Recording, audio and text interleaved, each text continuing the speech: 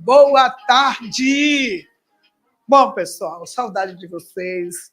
Estava conversando aqui com o nosso entrevistado, 2 semanas sem fazer o programa, doente, eu fiquei doentinha, viu, gente? Fiquei doentinha, mas a gente vai se recuperando devagarzinho, eu estou aqui com muito ânimo, muita saudade de vocês. A primeira coisa que eu quero falar aqui, antes de falar do tema do programa, participe, interessante, importante para a nossa sociedade, ok? O nosso programa hoje, nós vamos tratar sobre um tema importante. É isso que o programa Forte por Ser Mulher sempre faz.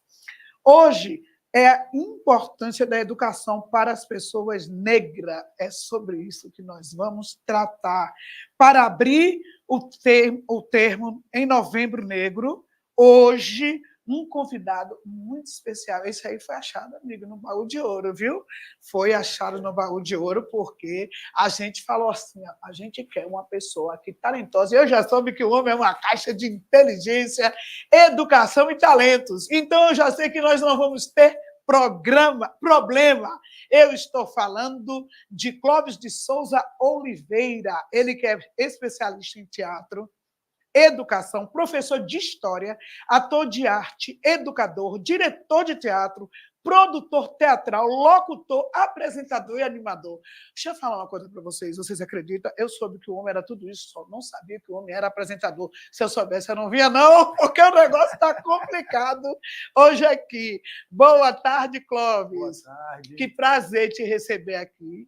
Além de prazer, é honra, tá? Ter uma pessoa aqui com o conhecimento que você tem para nos orientar, nos direcionar, é importante. Conhecimento é poder. E eu te recebo aqui com muito carinho, com muito amor. Pode se dirigir, pode se apresentar ao público. Boa tarde, pessoal. É um prazer meu e a honra é minha de estar aqui com vocês, né? Eu me sinto lisonjeado e o que eu puder fazer para contribuir, eu vou fazer. Eu já sei disso. Como diz o outro, eu vou dar o meu melhor. Vai dar o seu melhor, é verdade. Nós que temos uma consciência do que representamos dentro dessa sociedade, porque antes de representar qualquer coisa para alguém, nós temos que estar apresentando para nós mesmas. Nós temos uma responsabilidade com nós mesmas. Então, é importante isso, e eu já sei que vai ser uma hora aqui de muito proveito. Bom, nós temos uma matéria para falar sobre o assunto da educação, isso envolvendo a juventude negra. Vamos falar sobre isso agora, através da matéria. Vamos para a matéria, Caíco? A educação é uma das principais ferramentas para transformar a realidade da comunidade negra. Além de garantir novas oportunidades no mercado de trabalho, ela também garante mais identidade e autoconfiança. É importante também ressaltar que a educação é principal para poder transformar o senso crítico dessas pessoas sobre os lugares onde elas ocupam na sociedade. Historicamente, o sistema educacional tem excluído e marginalizado pessoas negras, perpetuando a desigualdade e limitando as suas possibilidades de ascensão social.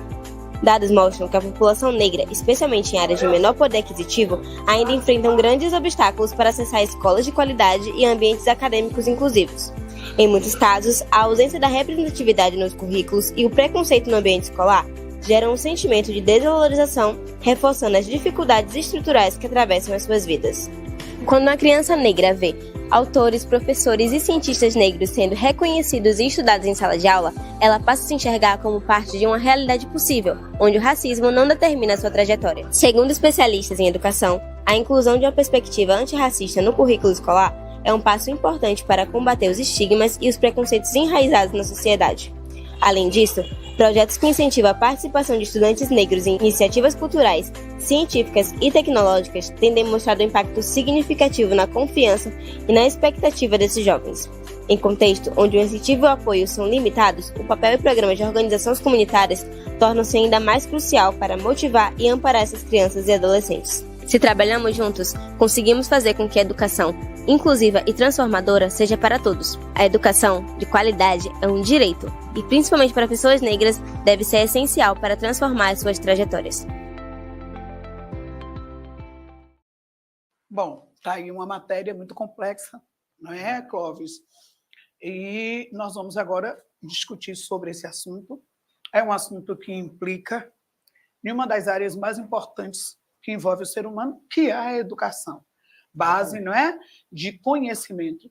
Nós temos uma visão de que a educação, quando se trata realmente desse assunto, ela começa em casa, mas nós temos a base de conhecimento, não é? De informação, que isso quem traz é lá em sala de aula. Você, como professor, historiador, tudo isso que você representa dentro dessa capital, de 2010 a 2019, a educação para os jovens negros, incluindo eles, foi uma das piores. Como que você vê, isso é um fato? Mudou de 19 para cá, 2019 trouxe mudanças consideráveis dentro desse âmbito, envolvendo aqui a negritude? É um problema histórico essa questão do negro na educação, né? Porque quando a gente vai lá para o século XIX, a educação já vinha de uma história de privilégios para os brancos, né? Brancos e ricos. Brancos e ricos. E a escola pública, a partir do século XIX para o século XX, é que começou a ser voltada para as pessoas pobres e, consequentemente, onde realmente houve as oportunidades de ingressar nas escolas públicas. Mas, por exemplo, nós aqui temos, no Brasil, temos o exemplo do ensino superior, Universidade Federal, por exemplo. A Universidade Federal, durante um período, foi uma universidade pública, teoricamente dedicada às pessoas humildes, menos favorecidas e tal, mas com um sistema contraditório nesse sentido. Por quê? Porque o aluno teria que ficar o dia todo na faculdade durante anos, né? Eu, por exemplo, sou um exemplo disso. Eu entrei para a faculdade, Universidade Federal da Bahia, em 1993, e eu precisava ficar o dia todo na faculdade. Quer dizer, você não tinha como trabalhar, não tinha como se fortalecer para ter... Não tinha. Porque aí, o sistema obrigava que fosse assim. Que fosse assim. Os meus pais, né, cobravam, não, tem que trabalhar, tem que trazer dinheiro para dentro de casa. Sim, era preciso, nessa idade aí, a idade de desenvolvimento que se consome bastante em todos os sentidos, até porque você precisava se manter, roupa, transporte, tudo para isso, precisava realmente, né? E a principal discussão na época, lá na universidade, era de quem era a prioridade do estacionamento. Né? De quem era a prioridade no estacionamento? Dos professores ou dos alunos? Então, tinham reuniões, assembleias, tinham greves, manifestações, sabe, por conta de quem era a prioridade do estacionamento, dos alunos ou dos professores. Então, quem frequentava essa universidade pública? Os alunos que tinham carro. Você está entendendo? Então, muitos alunos evadiam durante o curso, na sua maioria, negros. A maioria dos alunos que evadiam eram os alunos negros. Como até nos dias de hoje, né, Clóvis? Toda vez que se tem um pender negativo, se pende para alcançar o povo preto, os jovens pretos. Então, assim, tinha muitas greves, muitas assembleias, muitas manifestações. Às vezes greve de professor, às vezes greve de aluno, às vezes greve de funcionário, aquela coisa toda. Então, um curso de 4 anos, a gente não conseguia fazer em 4. Ainda tinha esse agravante. Fazia em 5, porque ia atrasando o processo. Né? Terminava fazendo em 5, 6 e tal. Então, isso já ficava mais difícil para aquele aluno humilde, simples, que vivia na periferia, que tinha que se deslocar, porque tinha uma coisa assim, aula de manhã no Canela.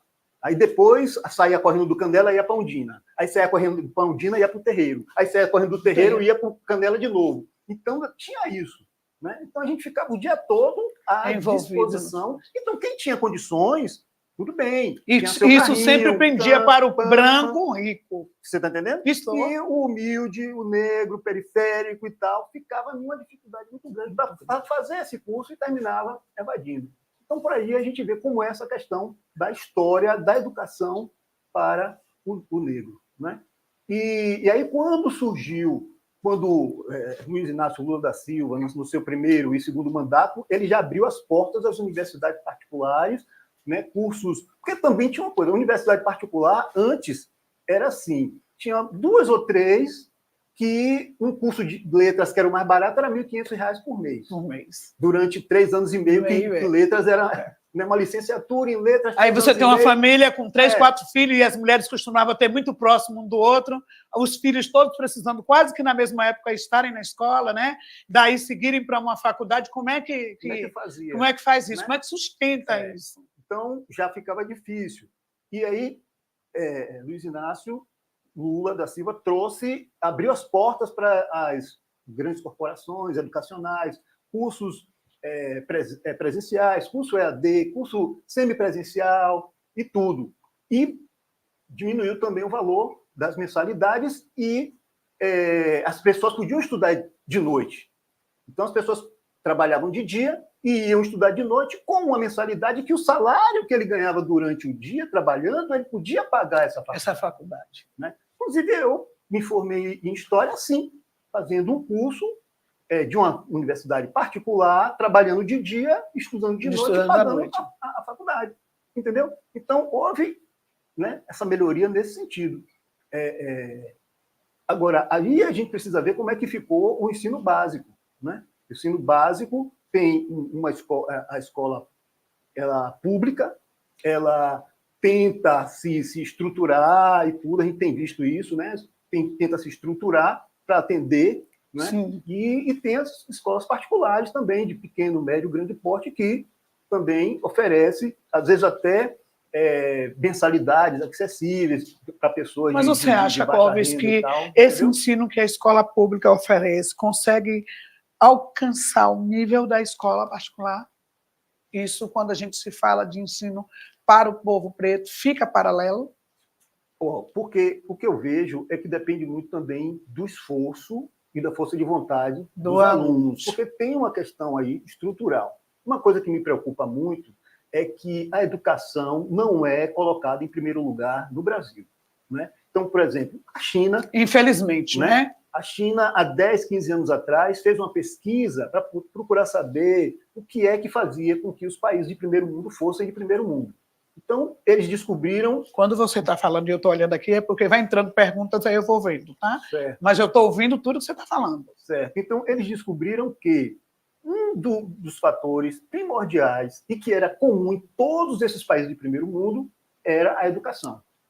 Então, o que é que a China fez? A China foi copiando esses outros modelos de outras questões, mas copiou também a educação no sentido de colocar a educação em primeiro lugar. Consequentemente, coloca o professor também em primeiro lugar. Em primeiro lugar. E a China hoje é uma grande potência, né? Assim como a Rússia, uma das grandes potências, né? Não é isso? Então, eu estava discutindo isso hoje com meu esposo. Antes de vir para cá, nós estávamos conversando logo de manhã, no café da manhã, sobre a potência que hoje é a China, né? Exatamente. E se tornou, em alguns casos que a gente vê, muito maior do que os Estados Unidos, né? E o que é que eles fizeram? Eles começaram a copiar o que os países de primeiro mundo faziam para poder conseguir êxito e colocou a educação em primeiro lugar. Hoje a educação na China está em primeiro lugar, não só base de a educação conhecimento, como os professores, né? Que as duas coisas têm que caminhar juntas, né? Você tem que capacitar dentro da condição que o instrutor precisa para que ele execute, né? Ali em sala de aula ele precisa de muita coisa e essa coisa precisa ser oferecida. Exatamente. E o que acontece no Brasil é que, claro, nós sabemos que o Brasil tem capacidade de se tornar uma grande potência, né? O Brasil tem riquezas naturais, uma série de coisas, mas algumas coisas precisam ser resolvidas e revistas no Brasil. E uma dessas coisas é a questão da educação. Da educação. Colocar a educação em primeiro lugar, colocar o professor em primeiro lugar, investir mais em educação de uma forma geral, a educação básica, a educação de nível superior, para que essa respeitabilidade, né, que eu sinto que às vezes existe uma falta de respeito para com o educador, uma falta de valorização, uma falta de reconhecimento da importância que o educador tem na educação, que é uma coisa que vem de cima para baixo no sentido de sistema, né? Mas que isso vai contaminando a sociedade, as famílias, né? Os alunos. E os filhos, que são, por sua vez, alunos. Entendeu? Então, de vez em quando, você vê um aluno batendo no professor, agredindo, desrespeitando, entendeu? Em sala de aula. Então, isso aí é recorrente. Muitas vezes nós vemos isso aí, é recorrente. E é uma complicação, como você está colocando aí, é uma base de estrutura, a necessária.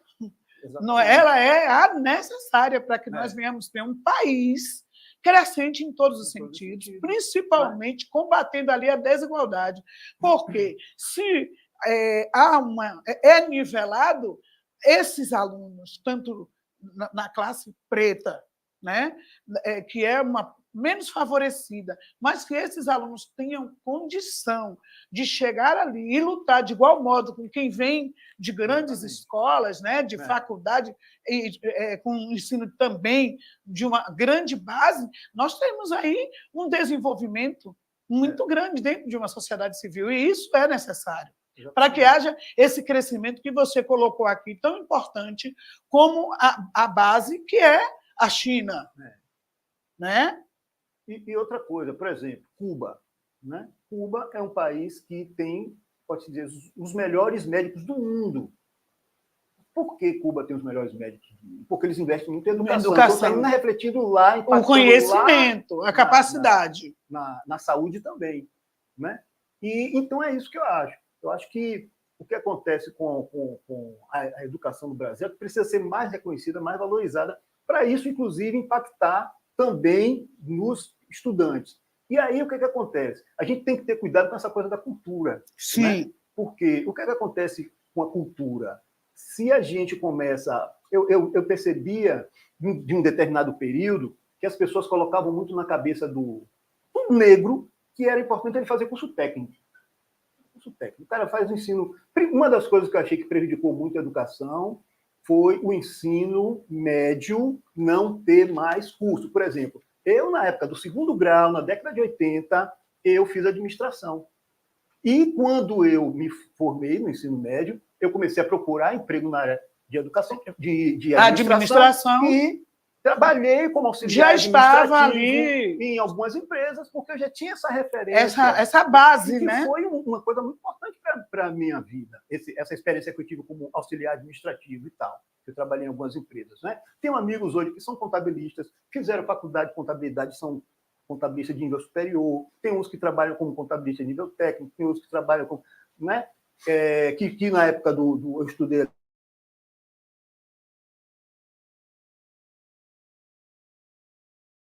secretariado e contabilidade. E quando a gente se formava, a gente acerta essa referência. Hoje em dia, o ensino médio não tem isso. Então, às vezes, o aluno...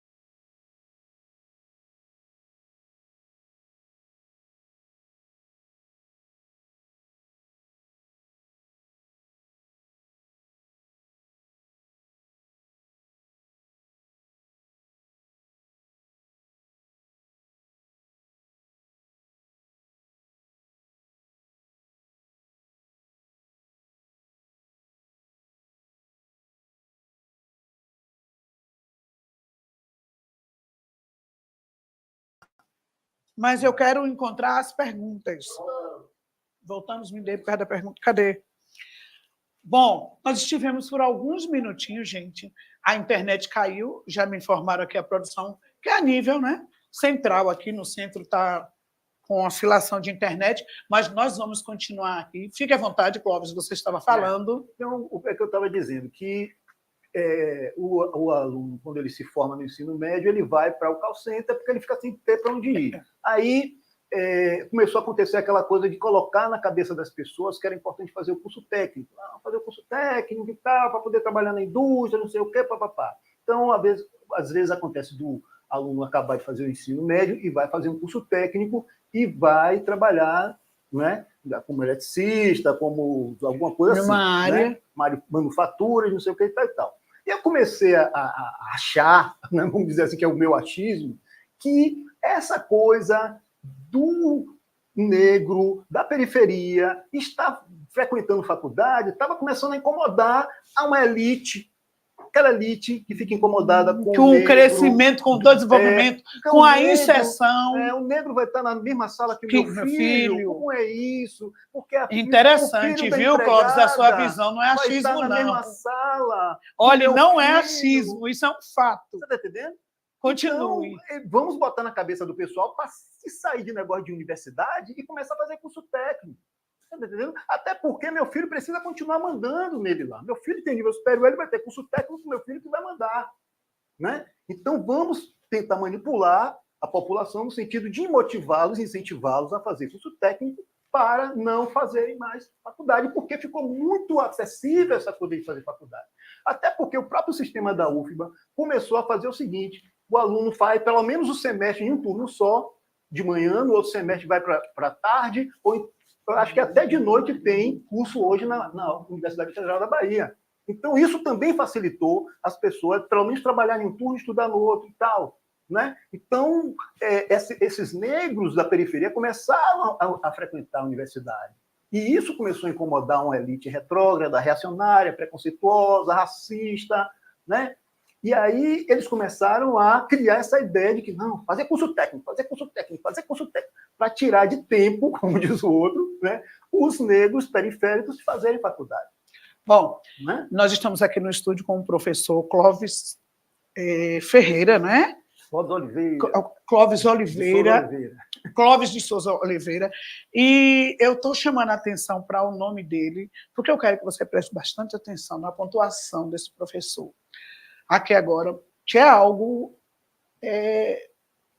maravilhoso o que ele está falando. Inclusive, eu quero que essa parte que ele tratou aqui seja recortada e colocada, mantida no programa, logo após o programa, porque é de suma importância, nós precisamos abrir o olho, porque o que nós temos é uma ditadura disfarçada que continua da mesma forma manipulando e trazendo em forma de cárcere, de opressão, a população negra.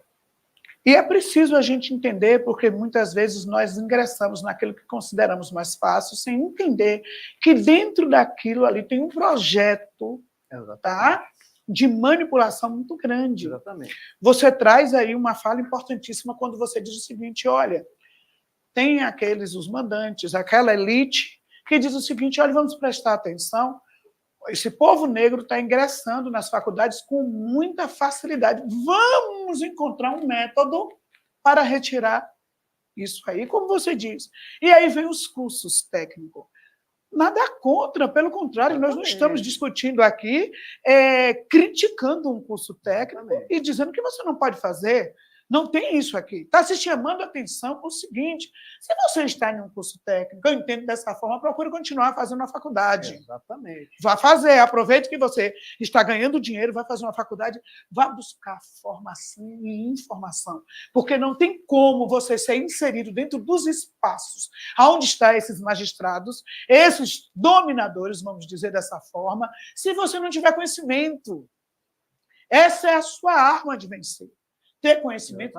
Se você não tem conhecimento, se você não tem formação, meu amigo, você pode ter até a capacidade. Quando chegar lá, olha, você tem uma capacidade gritando, mas você não tem a formação que está exigindo. E o sistema dita regra. Exatamente. O sistema dita regra, você não tem como derrubar o sistema. Você tem que ter ali, tá? Para poder você provar, olha, eu posso passar. eu posso adentrar. Permanecer vai ser a sua capacidade, a sua formação e a sua capacitação. Aquilo que você aprendeu, aquilo que você se tornou mestre.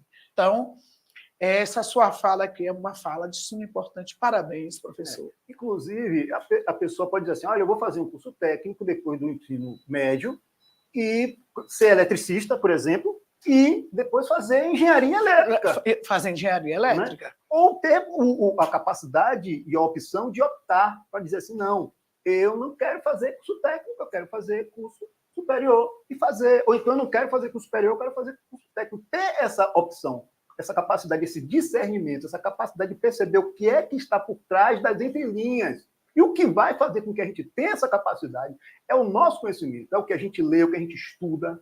Né? Quanto mais a gente estuda, mais a gente se torna esclarecido. Quanto mais a gente se torna esclarecido, mais a gente tem capacidade de discernimento, de perceber as manipulações que possam vir e tentar se sair dessas manipulações e não se deixar levar, né, por essas manipulações, porque fica parecendo aqueles carneirinhos, né? A massa vai na onda do que querem que vá. As pessoas, muitas vezes, as pessoas não querem investir em educação porque elas querem continuar manipulando. Por isso que não querem investir em educação. Não querem investir em educação. A gente tem que ter o nosso esforço, nós negros, temos o nosso esforço, a nossa força de vontade de lutar contra isso e de, como diz o outro, cair para dentro e buscar a educação para se tornar pessoas esclarecidas e não se tornar pessoas manipuladas pelo sistema. E o retardo disso é justamente a demora de nós entendermos o que de fato está acontecendo. Nós estamos falando aqui para alertar essa juventude, essa galera que está entrando aí, 16, 17, 18, 19, por aí vai, que a responsabilidade desse sistema não condicionar imposição futura vem dessas pessoas, desses estudantes, são eles que vão quebrando o ciclo. Deixa eu só fazer aqui a pergunta de Milena, porque ela, quando a internet caiu, ela deu um grito, a internet caiu, ou seja, ela está ligadona no programa. Eu já quero começar, Milena, mandando um beijão para você, viu? Deus te abençoe. Obrigada por você estar aqui conosco. É um privilégio para a gente ter você aqui. E eu vou fazer sua pergunta agora para o professor Clóvis. Cadê? Que tem muita... É porque tem muita coisa, muito comentário. Milena Ferreira. Estimular os alunos a discutirem, a refletirem sobre temas como igualdade, diversidade e preconceito racial. Ela está lhe perguntando se tem que ser feito isso. Tem que ser feito. Inclusive, eu sou professor atuante e eu tenho feito isso com os meus alunos. Dentro daquilo que eu posso, né, aquele grupo de pessoas que estão ali, que são meus alunos, eu procuro sempre estar falando para eles a importância, né, de entendermos que nós somos iguais. Todo mundo tem a mesma capacidade. A única coisa que vai fazer a diferença é o acesso que você tem ou não.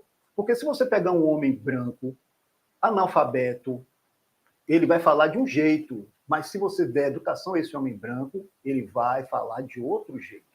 Se você pega um homem negro, analfabeto, ele vai falar de um jeito. Se você der educação a esse homem ele negro, vai falar ele vai falar se comportar de todas as formas, de outro jeito. Vai raciocinar, porque todos são seres humanos. Então, essa coisa de dizer, não, porque o branco é superior ao negro, isso aí é coisa de racista. O privilégio do branco é ter a condição de estar estudando, do branco rico, de estar se capacitando, buscando ali informação. É a única diferença que nós temos aí. Mas somos todos iguais. Somos todos iguais. Então, é uma questão de você ter oportunidade ou não.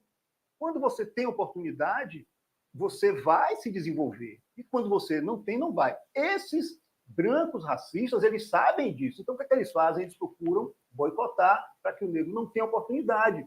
Mas, a partir do momento que a gente pega um negro e dá educação a ele, ele vai crescer, ele vai evoluir, ele vai se desenvolver como qualquer outro. Não por ser melhor, mas por ser igual. Então, as pessoas têm que entender. Então, isso eu sempre falo com meus alunos. Vocês precisam entender que todos são seres humanos, todos são iguais. Os orientais são iguais aos europeus, que são iguais aos africanos, que são iguais aos americanos. Todo mundo é igual. Entendeu? O que vai diferenciar é as oportunidades, a cultura, os costumes, os hábitos, as tradições, as formações, né? O desenvolvimento intelectual, a formação. É isso que vai diferenciar. Mas, de uma forma geral, todos são iguais. Todo mundo sente fome, todo mundo sente sede, todo mundo sente cansaço, todo mundo dorme, todo mundo acorda, todo mundo morre. Todo mundo igual. Não existe essa diferença. Porque, às vezes, vão colocando isso na cabeça do negro e ele vai internalizando isso. E ele vai acreditando nisso. E ele começa a reproduzir isso na sua prática estrutural. Né? Então, é importante que tanto o branco perceba que o negro é tão capaz quanto ele, né? E pare com essa bobagem, porque isso aí, para mim, é idiotice e imbecilidade. Né? O racista, para mim, é idiota e imbecil. Né? E o negro também perceba que ele tem capacidade, que ele tem potencialidade, que ele precisa se esforçar, claro, se esforçar, lutar, dentro daquilo que está sendo, que ele está tendo no momento, buscar. Que ele vai chegar, porque ele não é melhor, mas ele também não é pior. Ele é igual. Né? Ele é igual. Eu queria ler um comentário aqui que a Milena fez sobre o professor. Eu acho que ela o conhece, porque ela fez um comentário aqui, só que está subindo muito rápido os comentários. Está tendo muito comentário. Só, pessoal, que vocês estão comentando muito sobre o valor da discussão aqui. Faça suas perguntas. Nós trouxemos essa... Está todo mundo elogiando a discussão aqui, muitos elogios sobre o que está discutindo. Estão falando aqui, teve alguém aqui que falou, poxa, essa palestra poderia ser para os jovens. Estão falando que deveria ter essa discussão com os jovens. Se eu tivesse pensado isso antes, eu teria feito o programa com auditório. Seria muito bom, não é, professor? Com certeza. Teria sido muito bom. E a gente tem condições de fazer... Principalmente o pré-adolescente e o adolescente que estão em processo de formação. Eu encontrei aqui a Milena, ó. A Milena Ferreira, professor Clóvis, uma grande representação educacional na sociedade. Parabéns. E ela segue batendo palminhas. Obrigado. Aqui nós temos a Letícia Reis, um programa de muita importância na vida de todo cidadão. Parabéns, professor. Obrigado. A União da Nação Azul Marinho. A educação é base de tudo na vida. O comentário. Marcos Almeida, estou ligado e conectado e acompanhando a importância desse debate. Deixa eu ver aqui. Pessoal, me ajuda a encontrar as perguntas, porque está perdida no meio. Vocês não encontraram, não? Tem muito comentário. O povo começou a fazer comentário um em cima do outro. Aqui, estimular os... aqui. Paulo Roberto, como podemos incentivar e apoiar ingresso de estudantes negros no curso de alta deixa eu ler. Competitividade. Eu acredito que tem uma coisa que é o esforço pessoal. Né? Então, assim, a gente fala assim, é escola pública, escola particular e tal. Existe uma diferença e tal. Mas, assim, se a gente... Eu digo porque eu estou dentro da estrutura educacional e eu tenho visto isso. O aluno que ele se esforça, ele consegue resultado em uma escola pública ou em uma escola particular. O aluno que não se esforça, ele vai ser um mau aluno, tanto em uma escola pública como em uma escola particular. Eu digo porque, assim, tem professores que faz, vamos dizer assim, popularmente falando, das tripas coração, e o aluno adquirir êxito, mas só que tem uma parte que não pode ser feita pelo professor, é feita pelo aluno. E quando o aluno não faz a parte dele, ele não vai. Não é? Seja ele aluno de escola particular ou pública. E eu já vi alunos de escola pública alcançar êxito na vida por conta de já ser aluno esforçado desde o começo. Nós estamos aí com muitos alunos que têm chegado aí, ingressado na medicina, e fizeram, sim, passaram pelo ensino público. Nós estamos vendo sempre aí, inclusive, anunciado nas redes sociais aí como incentivos para outros jovens. E outra coisa, educação não é só sala de aula. Né? Então, o aluno ele precisa estudar em casa, ele precisa fazer o dever de casa dele, e ele precisa procurar aprender até mais do que o que está sendo ensinado. pesquisar, buscar, para poder conseguir resultado. Né? Adriana teve, deixa eu ver aqui, Adriana Sena fez um comentário aqui, agora eu saí de tudo e eu sou meia aqui. Adriana Sena, me ajudem aqui. Deixa eu ler logo o de Lígia. Lígia Lima, ela diz o seguinte: verdade, Clóvis. Até hoje é assim. Quando estamos começando, sempre eles dão um jeito de apagar, oprimir. Parabéns pela sua fala, professor Clóvis e Irilda. Parabenizando nós dois, né? Adriana Sena. Tá. Deixa eu olhar essa de Adriana Sena aqui, que a Adriana Sena fez um comentário que eu não sei se é preocupante, eu quero ouvir a sua opinião sobre isso. Ela diz o seguinte: a educação hoje está difícil para todos, principalmente nas escolas municipais, muito fraco o ensino, enquanto lá fora se consegue extrair um pouco mais. Por isso que jovens têm que migrar para outro país. Ela faz esse comentário. O que tem acontecido com a educação no Brasil é uma coisa que engloba os professores também. Porque tem muita coisa que acontece nos bastidores da educação que termina desestimulando o professor. Então, tem professor que ele não aceita se desestimular. Né? Ele diz: não, eu sou professor, estou ganhando pouco, eu preciso ganhar mais, né? Eu estou pagando aluguel porque eu ganho pouco, eu pego buzu porque eu ganho pouco, eu pego ônibus, eu pego metrô porque eu ganho pouco, mas não é por isso que eu vou desanimar, eu vou continuar sendo ele faz jus àquilo que ele se propôs. Excelência. Deus me colocou para ser professor e eu vou continuar sendo professor. Mas nem todo mundo pensa forma. Assim. Né? Então, tem professor que realmente se desmotiva, se desestimula.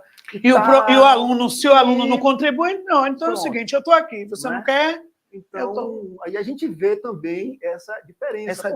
Agora, é aquela velha história. Existe um sistema de cima para baixo que oprime. Né? Ambas as partes, né? Porque se todo um professor fosse estimulado, talvez a gente não iria encontrar professores desmotivados. Né? Por causa do próprio sistema, que se deixa, infelizmente, se deixa levar por essa falta de respeito, de reconhecimento, de valorização e tudo mais que acontece com o professor no Brasil. Né? E tem uns que, mesmo sabendo, tendo consciência de tudo isso, não abre mão de sua excelência. Entendeu? Kai Lima gostaria de saber como o histórico de escravidão e racismo estrutural ainda impacta a qualidade e o acesso à educação para pessoas negras e qual a importância das cotas. Importante. Parabéns, viu, Kai? Parabéns, viu? Parabéns pela sua pergunta. Muito importante mesmo. É interessante essa coisa de cotas, porque eu vi um professor universitário, de universidade pública, claro que eu não vou citar o nome, dizendo que esse negócio de cota é mimimi e vitimismo. Eu fiquei horrorizado como cidadão, né? Clóvis, a gente vê essa fala em muitas esquinas. Eu não quero nem te cortar, porque eu sei que você vai vir agora aí, tá? Vai dar o show que precisa, mas é algo que até você discutiu o assunto, é considerado como mimimi e vitimismo. Né? São pessoas criaram esse negócio dessas duas palavras, são dois provérbios seculares que eles criaram e que eles tentam aplicar aí a todo custo. Eu vi, sem perder o raciocínio aqui do que você vai falar, eu vi anteontem. Se foi ontem, me perdoe, mas eu não sei se foi anteontem, a prisão em flagrante de um racista que vem de Israel, não sei se vocês viram. Eu vi. E ele oprime aqui um baiano, né, lá em Boipeba, no Recôncavo, né? E ele chama o cara de macaco, trabalhar macaco, né? E é preso, inclusive, por essa discriminação. E Quando você vai discutir o racismo, aí vem um ignorante, racista, e diz o seguinte: isso aí é mimimi. E, principalmente, se tratando de algumas pessoas que venceram etapas na vida, porque nós também temos coisas para considerar, Clóvis. Eu não sei se você vai concordar comigo. Nós temos tempos e tempos. Nós temos tempos em que homens, com todas as dificuldades, homem negro, sem estudo, mas que ali pegou a oportunidade que teve, fez maravilha. Hoje ele está dentro de o quê? Tem uma casa, tem os filhos, tem até um terreno a mais, tem até um carrinho, um carro, né, bom até. Aquela época lhe foi favorável, aqui não é agora, né, com o contingente que nós temos. A sociedade civil cresceu assustadoramente. Então, aí essas pessoas, elas costumam dizer é mimimi, porque eu, né, passei. Ela, muitas vezes ela não teve que estar inserida dentro desse sistema, foi uma pessoa com trabalho autônomo e que teve uma facilidade mais para vencer, não estava inserida dentro desse sistema que diz o seguinte: olha, você não passa daqui. Tá? É aquela brincadeira do gato e o rato. Você vai até aqui, que é como você colocou no início. Olha, vamos desvirtuar aí essa história de filho de preto está entrando, de preto está entrando em faculdade. Vamos colocar aqui uma leva, vamos dar uma falsa, né, facilidade para eles, que por aqui vai ser mais prático para eles conseguirem um emprego e vencer na vida. E aí a gente não vai ter pessoas pensantes, como é necessário, pessoas que venham combater o sistema. Então, essa coisa de mimimi me incomoda muito, sabe? Me incomoda muito essas pessoas que falam de mimimi. Eu tenho um desprezo por essas pessoas. Mas, meu amigo, você... E aí, o que acontece? Essa pessoa começou a citar nomes de pessoas da história do Brasil que eram ou negras ou pardas, né? Que conseguiram êxito. Mas ele não falou o esforço, a luta, a briga que essas pessoas tiveram que travar para poder chegar em algum lugar. Sem falar aqueles que, às vezes, a mãe era negra, mas o pai era branco. E o pai tinha uma certa situação privilegiada que fazia com que ele tivesse acesso a determinados lugares. Favorecesse um pouco a que não ficou tão difícil para ele. E eu costumo dizer que porque o homem ou o branco precisa matar um leão por dia. E quantos leões o negro tem que pagar por dia? Com certeza não é. São de jeito nenhum. Não é isso? De jeito nenhum. Essa coisa e virando para a mulher preta, e aí agora a coisa... Piorou ainda mais. Né? Piorou ainda mais. Se o homem preto tem que estar com várias espadas para matar vários leões, quantos leões... E aí tem aquela velha história. Me disseram assim: o que você acha aí das eleições dos Estados Unidos? Eu digo, Câmara não vai ganhar. Por que Câmara não vai ganhar? Porque ela é mulher. Nunca na história dos Estados Unidos teve... Eu acho que o machismo dos Estados Unidos é pior do que o racismo. Não é? Nunca teve uma mulher presidente dos Estados Unidos, e, além de tudo, ainda é misturada lá com o negro, com oriental, tem uma coisa assim na árvore genealógica dela. Então, pior ainda, não vai ganhar. O cara está lá respondendo o processo e ganha, mas a mulher não vai ganhar.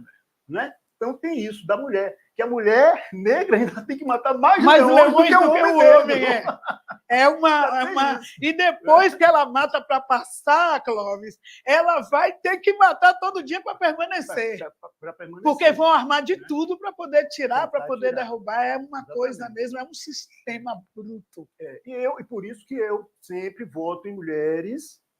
Parabéns. Eu digo, não, mulher tem que estar no poder, porque eu tenho certeza que se a maioria das mulheres estivessem no poder, o mundo seria muito melhor. Você é um homem diferenciado, viu, gente? Eu tenho certeza. Olha, atenção, nós temos aqui um homem diferenciado, viu? Um homem que merece nossa admiração. Atenção, mulheres, viu?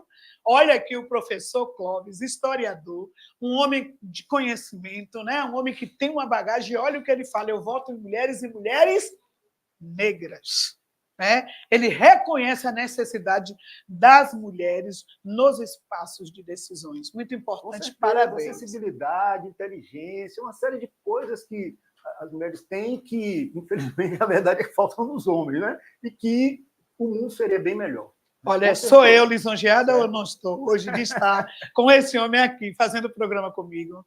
Olha aqui, estou lisonjeada ou não estou, gente? Estou. E aí, a questão da cota é reparação. É de fundamental importância essa reparação, porque o negro foi excluído do tempo todo da sociedade. Seus direitos foram todos Tempo usurpados todo, sempre. O tempo todo. E, por exemplo, a revolta da Chibata, por exemplo, os negros deixaram de ser escravizados, muitos foram trabalhar na Marinha, e quando chegava na Marinha que algum fazia alguma coisa errada, era castigado como se fosse escravo. Então, os caras tomavam chibatada, como na época da escravidão. E por isso houve a revolta da Chibata. E aí o que acontece? O negro precisa realmente dessa reparação, de todos esses séculos de exclusão, de discriminação, de preconceito, de racismo, de tudo que foi vítima da sociedade. Então, eu acho mais do que justo as cotas. E outra coisa, uma coisa muito grave que acontece no Brasil. As coisas, quando vêm para privilegiar o negro, aí vem um branco lá e diz, eu sou mestiço, eu sou pardo, eu sou negro, eu sou não sei o quê. E aí quer... Aí, nesse momento, ele quer os direitos. Agora, a nossa dor é totalmente desprezada, ninguém pega a luta por ela. Não se pega a luta por ela quando se trata de homem branco. Não se pega a luta, né, para conquistar aquilo que é nosso de direito. Mas quando há uma conquista, eles querem se apossar de uma forma ou de outra. Pegar carona, né? Clóvis. Você vê que você vê que antigamente os panos de saco eram as vestes de escravo. Hoje vai comprar uma bata, tá? Feita de pano de sacos, e quem faz são as indústrias brancas, de donos brancos, bordadas, altura, cheia de adereços, e que você, preto, não tem condições de comprar, na maioria das vezes. Entendeu? Não tem condições de comprar. Eles se apossam daquilo que é. Historicamente, por exemplo, o teatro foi feito durante um bom tempo por negros, e quando o pessoal começou a ver que o negro começou a adquirir visibilidade através do teatro, começaram a fazer teatro, daqui a pouco vai para a rádio, daqui a pouco vai para cinema e televisão, começaram a tomar os espaços. Então, é muito complicado isso, porque quando a coisa começa a fluir, aí eles começam a se aproximar para poder ocupar o espaço. Para poder ocupar e tomar a visibilidade disso. Ao invés de fazer com eles o que eles fazem com a gente abraça, a gente abre, diz, não, venha e tal, sabe? Eu percebo isso há muito tempo. E aí tem acontecido isso com as cotas. As cotas é uma coisa que vem para reparar toda a desigualdade que o negro sofreu, e tem muita gente aí se dizendo pardo, se dizendo negro, para poder usufruir desse direito. Cotas. Quando a gente olha para o cidadão, a gente vê esse cara não é preto, não passou nem por perto. Na árvore genealógica dele não tem avô, bisavô, tataraavô, não tem ninguém aí. E ele está aqui agora se titulando. Esse cidadão se titulando, né, negro, para poder usufruir das cotas. Fala mal e quer usufruir. Né? Eu estava lembrando da questão que antigamente eu já estudei tanto em escola particular quanto em escola pública. E é uma questão de que... Venha para cá, venha fazer a pergunta aqui de junto, venha fazer seu comentário aqui. O povo lhe vê. Eu estudei tanto em escola particular quanto em escola pública. E aí é uma das questões que me pega, porque quando eu estudava na particular, eu tive colegas que eram pretos, muitos deles com dons, né? Desenho, canto, esporte. Porém, muitos deles acabaram indo para o tráfico.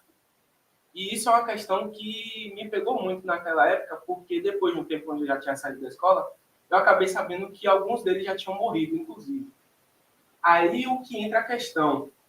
O ambiente que vivemos molda a gente também, porque eu, quando fui para a pública, a maioria era tudo da periferia. Quando eu estava na particular, tinham alguns que eram também da periferia. E, coincidentemente, os que eram da periferia acabaram se desviando e indo para um caminho que era ruim. Aí eu queria saber sobre essa questão do ambiente que a gente vive, tanto em casa, quanto essa questão também do ambiente da favela, tal, que acaba construindo essas questões de desvio das pessoas da educação para o tráfico. Porque existe uma coisa assim que a gente tem que ter cuidado, que é o reconhecimento, né? A gente reconhecer, valorizar. Então, eu acho que projetos sociais de políticas públicas né? Eu participei de um projeto de 2008 até 2014, chamado ProJovem Adolescente, que era uma parceria do governo federal, junto Eu lembro do ProJovem. prefeituras e governo de estado Sim. e tal. E eu dava aula de teatro, e os meninos assim, estudavam de manhã na escola pública e de tarde iam para o projeto, ou estudavam de tarde e de manhã iam para o projeto. E aí tinha teatro, tinha dança, música, capoeira, a parte de esporte, aprendia xadrez, aprendia basquete, vôlei, futebol de salão, etc.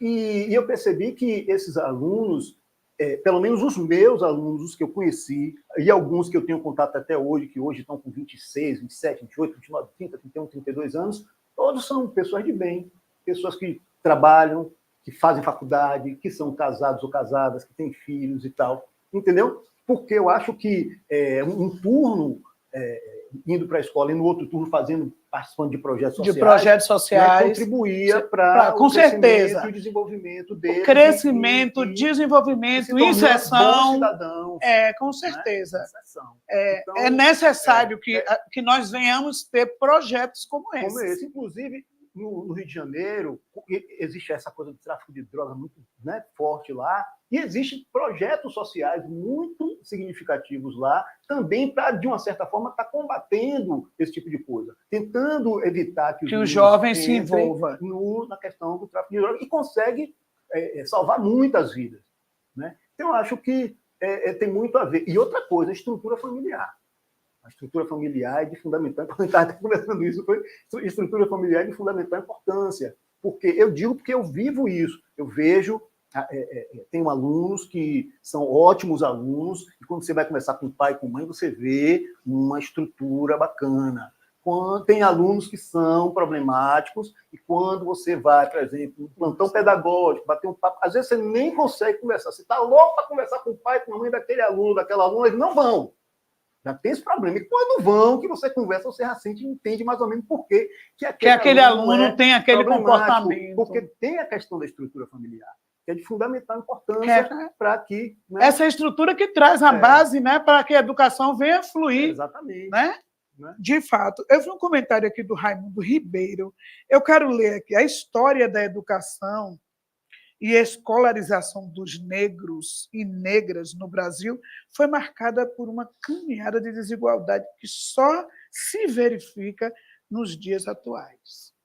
Você entrou fazendo já exatamente isso. Um apanhado sobre esse assunto. Que é uma estrutura que é criada, por exemplo, como que uma universidade, eu estou falando de universidade, mas é só como exemplo, né? Porque existem também as outras estruturas de ensino básico. Mas como que uma universidade pública tem uma estrutura para favorecer a elite, em detrimento da realidade cotidiana da classe baixa, que aí já engloba, inclusive, os brancos pobres também, os mestiços, os índios, os indígenas, né? E os negros, que na sua maioria, pessoas que precisam de uma estrutura maior. Então, assim, parece que é um faz de conta. Vamos fazer uma universidade pública, vamos fingir que isso aqui é para o povo, mas vamos construir uma estrutura que só vai favorecer aos ricos. E, consequentemente, aos brancos, porque a maioria dos ricos são brancos. E, na prática, o negro vai começar, e pobre, vai começar a se sentir excluído, porque aquela estrutura não... Ele entra, mas faz o vestibular, passa, nem não sei o que, nota máxima. Aí começa um semestre, 2 semestres, 3 semestres. Quando ele pensar que não, ele, rapaz, não estou conseguindo continuar. A estrutura das faculdades, tanto estadual, é uma carga horária muito exacerbada que as pessoas não conseguem estudar e trabalhar. Então, né? acaba privilegiando, querendo ou não. E precisando trabalhar, ganhar dinheiro, botar dinheiro dentro de casa, e para se sustentar, e etc. e tal, e aí termina evadindo. Eu vou ler aqui, Clóvis, um último comentário aqui, que são tantos aqui, eu estou lendo, são muitos comentários. O povo fizeram mais comentários do que as próprias perguntas, eles estão fazendo comentários em cima das suas falas. Comentários favoráveis. Aqui é Dalila Sena. Entendo que hoje a educação para pessoas negras tem crescido, talvez não bastante, com tanto requinte, mas temos visto que são lembrados quando separa-se uma quantidade de vagas em concursos públicos. Exatamente, que vem de acordo com cota, vem com a questão da reparação, que é de fundamental importância. Uma luta que já se foi travada lá atrás. Exatamente. Inclusive, essa mudança que teve na Universidade Federal, de tanta gente brigar, de tanta gente reclamar, de tanta gente pedir, de tanta gente reivindicar, que teve essa mudança de pelo menos colocar, não, você faz o semestre todo, é meio complicado, você faz o semestre todo É o mimimi da aí gente que nos trouxe vitórias, aí você né? trabalha de tarde. Mas aí no outro semestre, as matérias são todas de tarde. Aí você tem que trabalhar de manhã. Aí, se você trabalha para você mesmo, até você admite. Mas se você trabalha numa empresa, como é que você vai chegar para o seu chefe e dizer assim, olha, eu nesse semestre vou trabalhar de manhã, mas no próximo semestre eu vou trabalhar de tarde? O cara vai dizer, não, peraí, como é isso aí? Entendeu? O ideal é que tenha curso de noite, para que a pessoa, de manhã, de tarde, para quem pode, e de noite também para quem precisa trabalhar durante o dia e estudar de noite. Né? Agora, uma coisa que eu acho interessante, concluindo essa fala, essa questão aí, é que nós somos guerreiros. Nós, negros, somos raçudos, viu? Porque se nós não fôssemos tão guerreiros e tão raçudos como somos, eu acho que a gente já não existiria Tinha nem mais, que essa é a meta. A meta é execar a gente. Será Mas que se o branco passasse pelo que o negro passou e passa, será que eles resistiriam?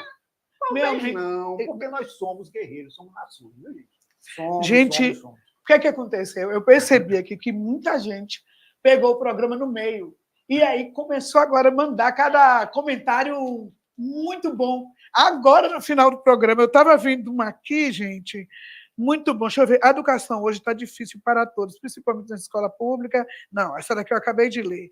Poxa, eu estava vendo uma aqui agora bacana. Raidalva Lima. A escola deveriam colocar em pauta mais figuras negras, conquistas negras, de forma institucionalizada.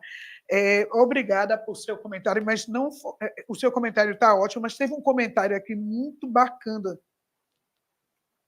Toda profissão depende de um professor. Quando falamos de valorização, o professor não é valorizado e recebe menos que as outras profissões. Não vejo a hora dos professores serem valorizados. Quem está fazendo esse comentário é a Lígia. Entrou um bocado de comentário bacana, ou seja, o povo entrou no programa andando. Por isso que eu não gosto de começar o programa atrasada.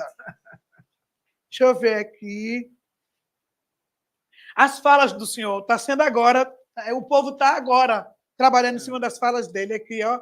Eliane, LT, com certeza que devemos ter mais investimento na educação. E a educação faz muita diferença na sociedade. É muito importante esse debate. Quando o senhor estava falando do investimento de China, né, que está hoje é um país que está falando de primeiro, né?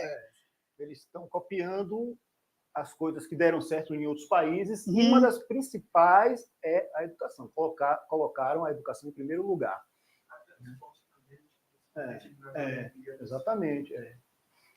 Olha, eu vou ter que parar, viu? Porque senão... Muito bom o programa. Muito bom o programa. Parabéns por nos trazer hoje um assunto cônico e uma representação que foi eficaz do professor Clóvis. Programa Obrigado. De sucesso aqui, ó. E ela estendeu com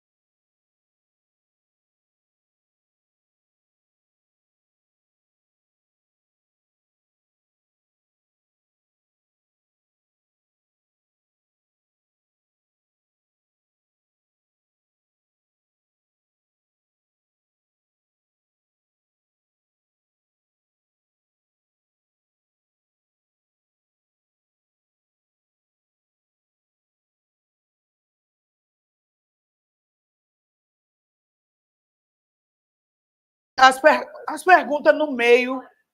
Voltamos? Bom, voltamos. Nós estamos felizes aqui. Muitos comentários, as pessoas participando. Um beijo no coração de vocês. Já mandaram eu ir para casa aqui. Aqui tem uma menininha baixinha que ela é terrível. Ela botou uma plaqueta ali dizendo que já está na hora de ir para casa, né? Então, professor Clóvis, Suas considerações finais. Deixa o seu Instagram. O Instagram dele está aí no rodapé? Já está no rodapé. Fique à vontade, suas considerações finais, viu? Certo. Eu queria fazer uma consideração final em relação a uma fala de alguém aí que falou sobre essa questão do negro, né? No sentido de que eu sempre procuro falar para os meus alunos a importância que o negro tem na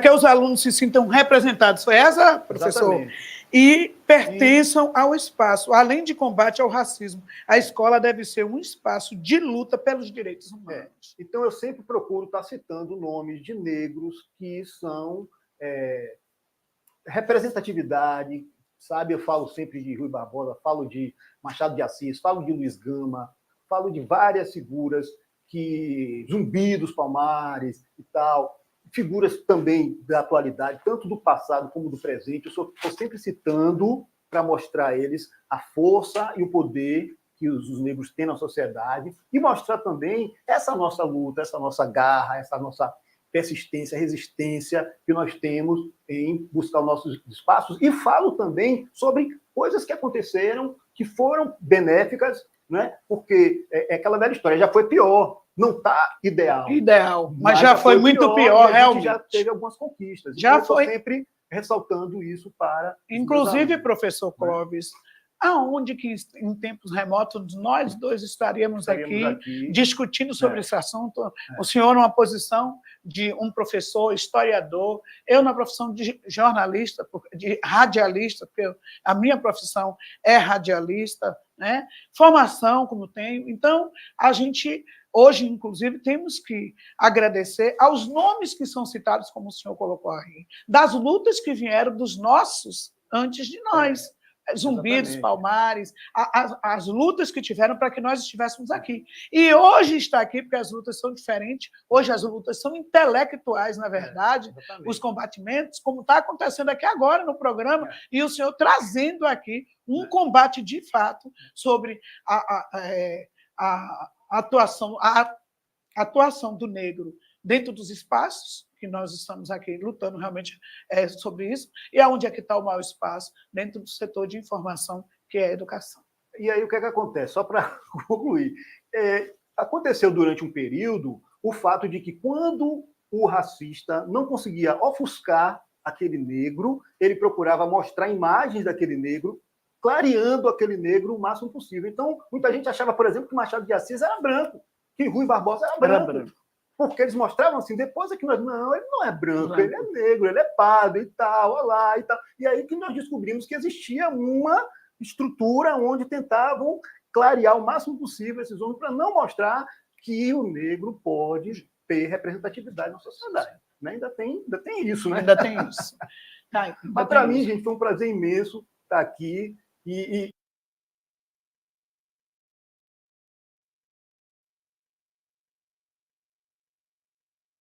oportunidade assim, de desabafar.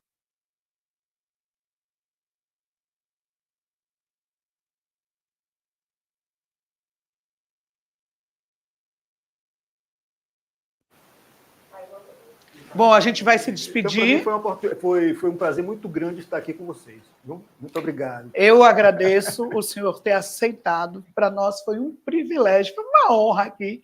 E a prova disso é a participação das pessoas aí.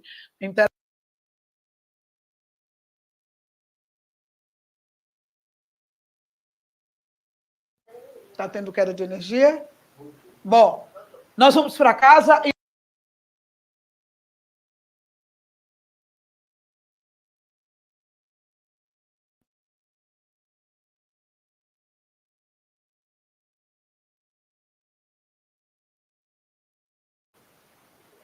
Pronto? Bom, professor, nós vamos embora. Muito obrigada e até a próxima, com o senhor aqui conosco de novo, tá? Tchau, pessoal. Vamos correndo, porque está oscilando, está caindo a internet, tá? Tchau.